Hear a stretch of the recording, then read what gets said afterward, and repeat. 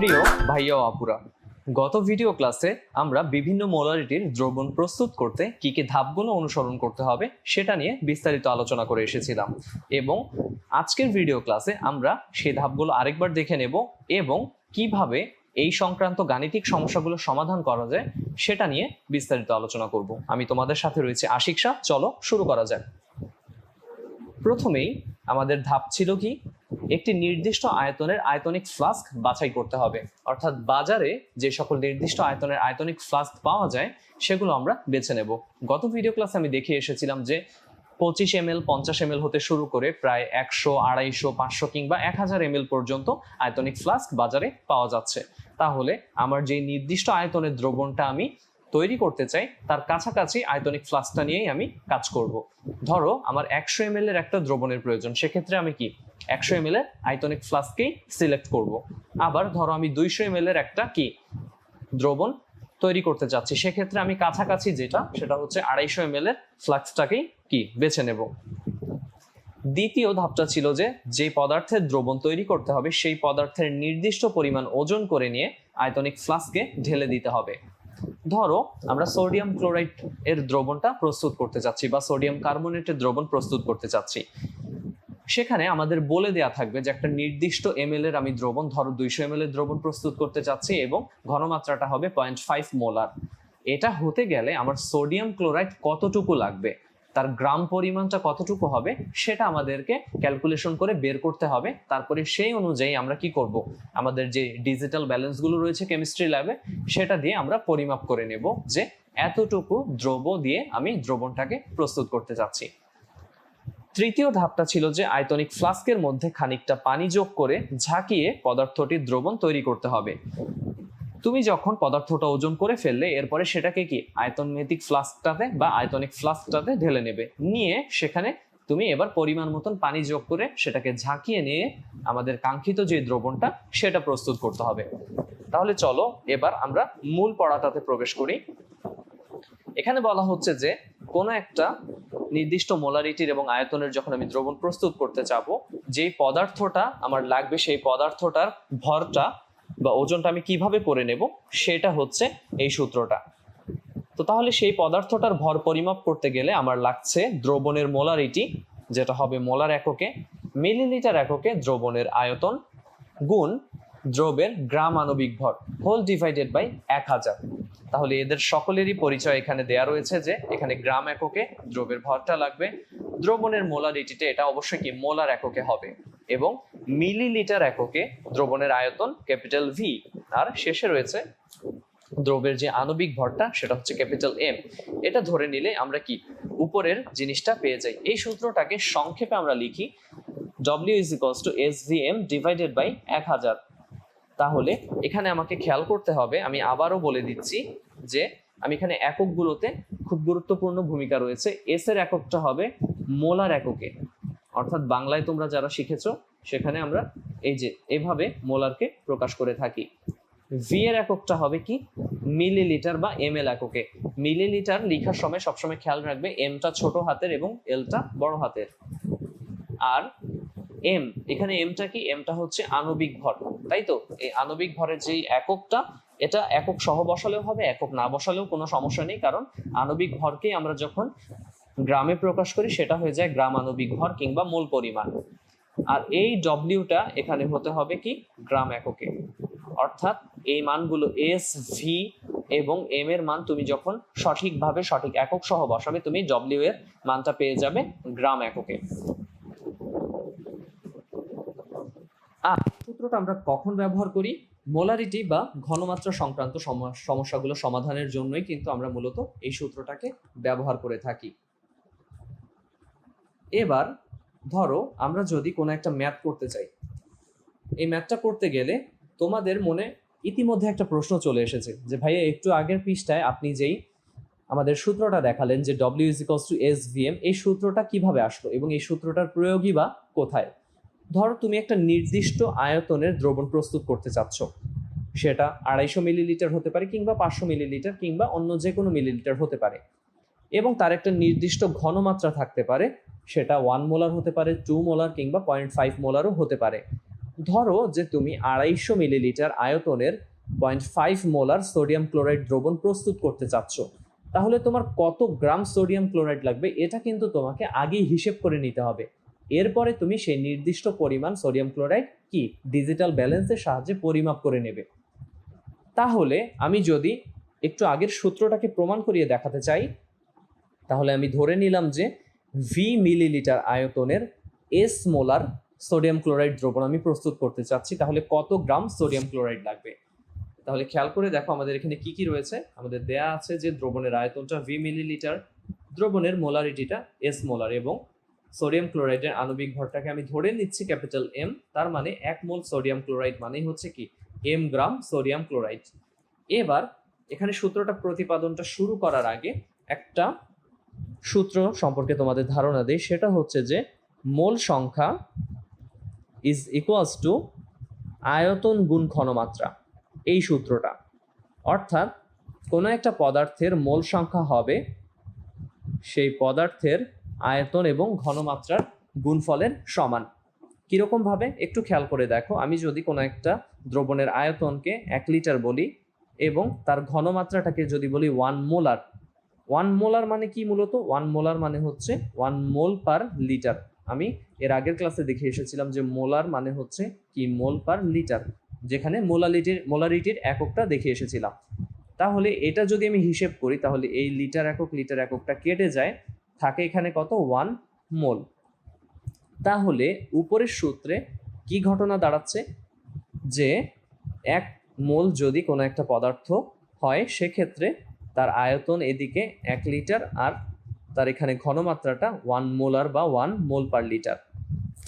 এবার এই কথাটাকে আমরা ডিটেলসে কিভাবে বলতে পারি? ডিটেলসে আমরা এটাকে বলবো যে 1 লিটার আয়তনের এবং 1 মোলার ঘনমাত্রার বা 1 মোলার ঘনমাত্রার কোনো একটা পদার্থের আমি যদি দ্রবণ তৈরি করতে চাই তাহলে ওই পদার্থটা লাগবে হচ্ছে 1 মোল।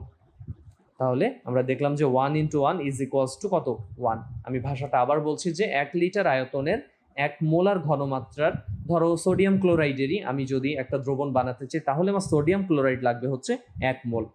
এই শুরুর লাইনটা লিখে ফেলতে পারা আর ম্যাথে কোনো জায়গায় আটকাবো না। তাহলে চলো আমরা উপরের সূত্রটা প্রতিপাদন করে দেখি।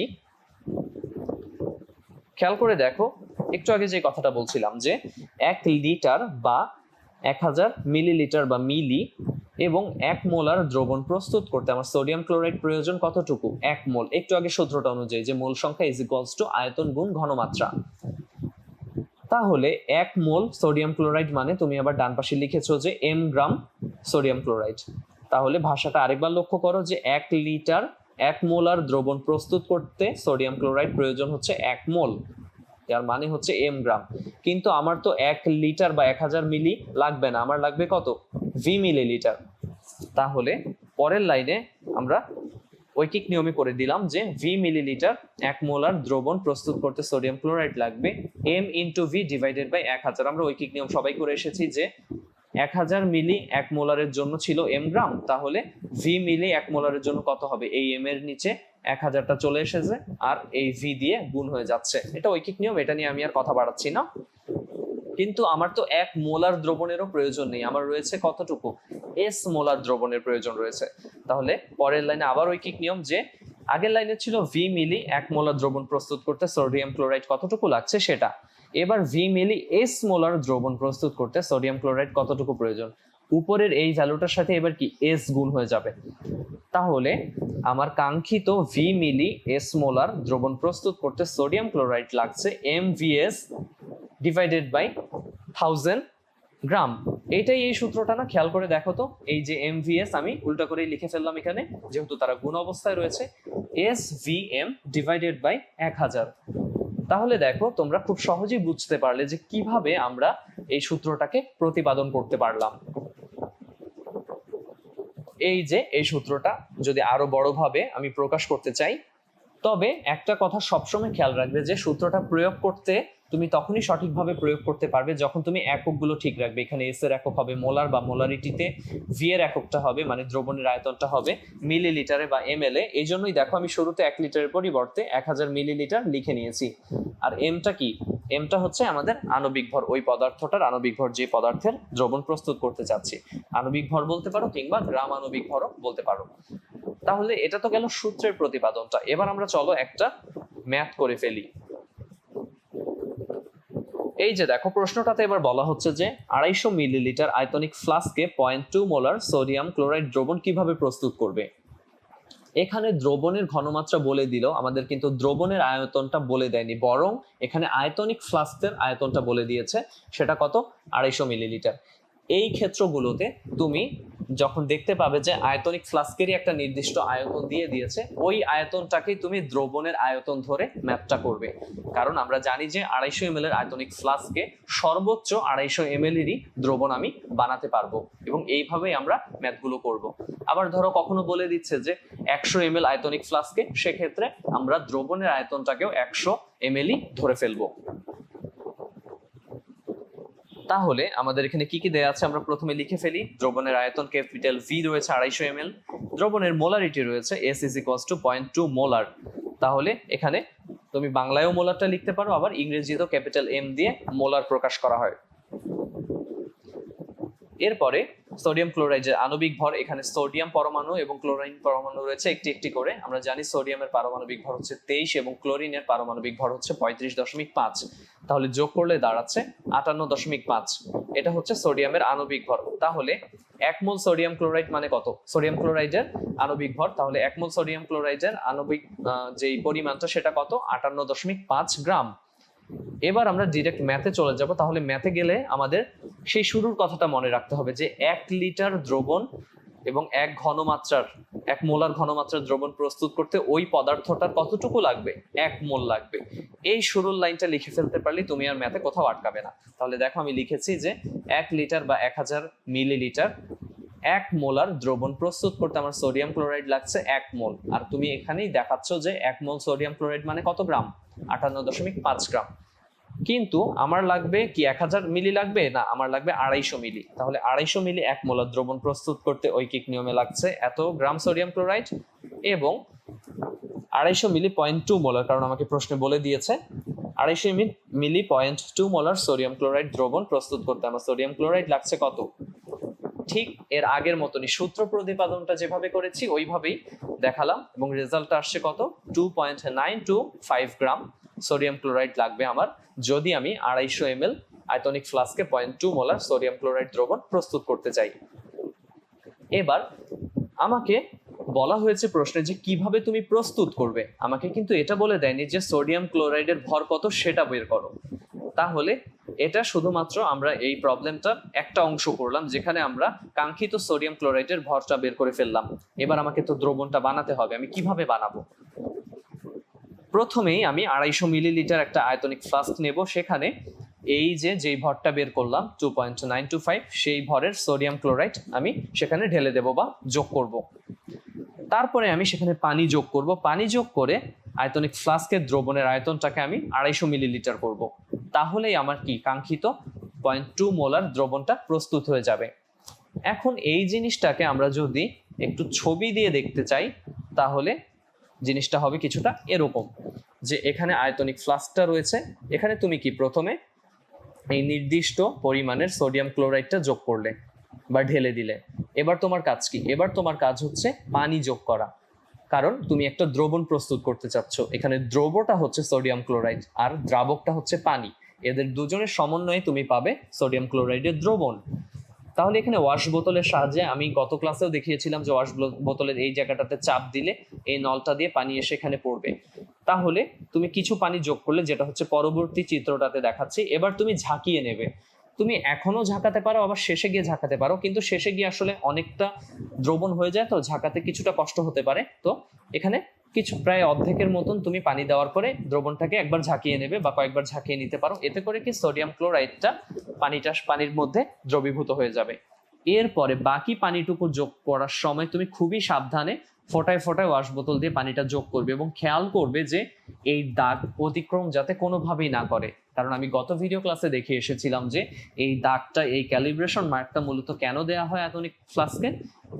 এই দাগটা নির্দেশ করে যে এই পর্যন্ত তুমি যখন এই পাত্রটাকে, এই গোলতলি ফ্লাস্ক বা এই আয়তনিক ফ্লাস্কটাকে পূর্ণ করবে, তখনই তার আয়তনটা হবে 250 ml। এর উপরে গেলেও হবে না, এর নিচে আসলেও হবে না, কিন্তু খেয়াল করে দেখো। তাহলে এভাবেই তুমি কি সোডিয়াম ক্লোরাইডের দ্রবণটা প্রস্তুত করবে। আরেকটা জিনিস খুবই সতর্কতার সাথে আমাদেরকে লক্ষ্য করতে হবে, সেটা হচ্ছে আমরা কোনো গোলতলি ফ্লাস্কে দূর থেকে দেখলে এখানে পানির তলটাকে সমতল দেখতে পাবো, কিন্তু তুমি যদি কাছে গিয়ে দেখো জিনিসটাকে, দেখতে পাবে যে পানির তলটা যখন এরকম একটা কাঁচের গোলতলি ফ্লাস্ক বা কাঁচের নলে পানি থাকে, তখন এরকম একটা অবতল আকৃতির, একটা ঢেউ আকৃতির কি পানির পৃষ্ঠ থাকে, অবতল পৃষ্ঠ হয়ে থাকে। তাহলে এই অবতল পৃষ্ঠটা শুধুমাত্র কি এখানে না, এখানে একটা কাঁচের বুলেটের মাধ্যমে দেখানো হচ্ছে যে এই জায়গাটাতে খেয়াল করো যে পানির পৃষ্ঠটা অবতল হয়ে আছে বা একটা খাদের মতন সৃষ্টি হয়ে আছে। এবার এরকম হয়ে থাকলে তুমি কোন রিডিংটা নেবে খেয়াল করে দেখো। এখানে রিডিং নিতে আমাদের একটা সমস্যা হতে পারে। তখন আমি কিভাবে রিডিং নেব? এখানে দেখানো হচ্ছে তুমি যদি এই বরাবর তাকাও চোখ দিয়ে, তাহলে যে রিডিংটা পাবে সেটা হচ্ছে ভুল রিডিং। এই যে লাল কালিতে এখানে দেখানো হয়েছে। আবার তুমি যদি এইভাবেও লক্ষ্য করো নিচ থেকে, তাহলেও তুমি যে রিডিংটা পাবে সেটা ভুল রিডিং হবে। তাহলে আমাদের কিভাবে তাকাতে হবে? এই অবতল অংশটার সর্বনিম্ন যে বিন্দুটা, এটাকে বলা হয় লোয়ার মেনিসকাস, এই বরাবর তুমি তাকিয়ে যে রিডিংটা পাবে সেটাই হচ্ছে তোমার সঠিক রিডিং। তাহলে এখানেও খেয়াল করে দেখো যে এই বরাবর তুমি তাকাবে। এবার আমি যখন পানি দ্বারা পূর্ণ করব বা কোনো একটা দ্রবণ বানাবো, আমি কতটুকু পরিমাণ পানি দেব, এই হচ্ছে এই দাগটা হচ্ছে কি তোমার প্রতিটা আয়তনিক ফ্লাস্কে থাকে, যেটাকে ক্যালিব্রেশন মার্ক বলা হয়। তুমি এমনভাবে সেখানে দ্রবণটাকে বানাবে বা পানিটাকে যোগ করবে যাতে করে পানির এই যে এইখানের বিন্দুটা, এই অবতল অংশের যে সর্বনিম্ন বা নিচের দিকের অংশটা যাতে এই দাগকে টাচ করে থাকে, তাহলেই কি তুমি সঠিক পরিমাপটা নিতে পারবে। আমি যদি পাশের বুলেটটাতেও এঁকে দেখাই, তাহলে আমার দাগটা হতে হবে কি এই বরাবর, ঠিক আছে, যাতে করে এই পৃষ্ঠটা, এই যে নিচের অংশটা, এই পয়েন্টটা যেখানে টাচ করছে সেখানে। তার মানে এখানেও ক্ষেত্রে একই রকম, যে এই বরাবর যে রিডিংটা সেই অনুযায়ী আমি কাজ করব। তাহলে আমি তোমাদের বোঝার সুবিধার্থে আরেকটা ছবিতে দেখাই যে ধরো আমাদের কোনো একটা গোলতলি ফ্লাস্কে ক্যালিব্রেশন মার্কটা এরকম দেয়া আছে। এবার তুমি এটাকে কতটুকু পানি দিয়ে পূর্ণ করবে সেটা আমি দেখাই। তুমি পানিটা তাকে এইভাবে দিয়ে পূর্ণ করবে। তার মানে পানির এই যে অবতল অংশের যে নিচের বিন্দুটা, সেটা যাতে এই দাগটাকে টাচ করে থাকে। আশা করি তোমরা বুঝতে পেরেছো যে আমরা কেন এরকম লোয়ার মেনিসকাস দিয়ে সঠিক পরিমাপটা করব। কারণ তুমি যদি উপরে এই বরাবর তার মানটা নিতে, তাহলে কি ভুল মানটা আসতো। কারণ কি এই জায়গাটাতে কিন্তু আমাদের কোনো পানি নেই, এই জায়গাটা কিন্তু ফাঁকা। এবং কেমিস্ট্রিতে আমরা যখন এরকম সূক্ষ্ম হিসাব নিকাশগুলো করব, তখন কি আমাদেরকে খেয়াল করতে হবে আমরা যাতে একদম অ্যাকুরেসি মেনটেন করতে পারি। কারণ অল্প পরিমাণে পদার্থের পরিমাণের হেরফেরের জন্য তোমার কি একটা পরীক্ষা পুরোপুরি ভুল হয়ে যেতে পারে। তাহলে আশা করি তোমরা বুঝতে পেরেছো যে কিভাবে আমরা একটা নির্দিষ্ট মিলিলিটারের আয়তনিক ফ্লাস্কে একটা নির্দিষ্ট ঘনমাত্রার বা মোলারিটির দ্রবণ প্রস্তুত করতে পারবো। আজকে ছিল এই টপিকটা সংক্রান্ত সূত্র প্রতিপাদন এবং একটা ম্যাথমেটিক্যাল সমস্যা নিয়ে আলোচনা, ঠিক আছে। এবার খেয়াল করে দেখো, এই সমস্যাটাই তুমি যদি ডিরেক্ট সূত্রটা দিয়ে করতে, অর্থাৎ বড় ঐকিক নিয়মে না করে, W=SVM সূত্র, অবশ্যই তুমি এটা অ্যাপ্লাই করতে পারো। এবং সেখানে খেয়াল করো তোমাকে মানগুলো বসাতে হবে একদম সঠিক একক সহ। এই যে খেয়াল করে দেখি আমরা এখানে, এটার এককটা কি 0.2 মোলার, এই যে এস এর একক 0.2 মোলার। আমি একক লিখে দেখাচ্ছি না এখানে। ভি এর এককটা কি? ভি এর এককটা হচ্ছে 250 মিলিলিটার বা 250। তাহলে মিলিলিটার এককে আমাদের নিতে হবে কিন্তু। আর এম এর এককটা, এম এর এককের এখানে প্রাধান্য না দিয়ে এম হচ্ছে কি পদার্থটার আণবিক ভর। আমরা একটু আগেই দেখে এসেছি যে সোডিয়াম ক্লোরাইডের আণবিক ভরটা হচ্ছে 58.5 হোল ডিভাইডেড বাই 1000। এবার যে রেজাল্টটা আসবে দেখো, এটাও কি 2.925 গ্রাম। তার মানে তুমি একটু আগে ডিটেইলড নিয়মে, বিস্তারিত নিয়মে, ঐকিক নিয়ম দিয়েও করতে পারো, আবার এই সূত্র দিয়েও করতে পারো, দুটিই সঠিক। এবারও তুমি ঠিক একইভাবে আয়তনিক ফ্লাস্কে এই পরিমাণ সোডিয়াম ক্লোরাইড নিয়ে তারপর ধীরে ধীরে পানি যোগ করে 250 মিলিলিটার 0.2 মোলার সোডিয়াম ক্লোরাইডের দ্রবণটাকে প্রস্তুত করতে পারবে। তাহলে পরবর্তী ভিডিও ক্লাসে আমরা এই টপিক সংক্রান্ত আরো কিছু ম্যাথমেটিক্যাল প্রবলেম নিয়ে আলোচনা করব। পরবর্তী ভিডিও দেখার আমন্ত্রণ জানিয়ে তাহলে আজকে এখানেই শেষ করছি। আল্লাহ হাফেজ।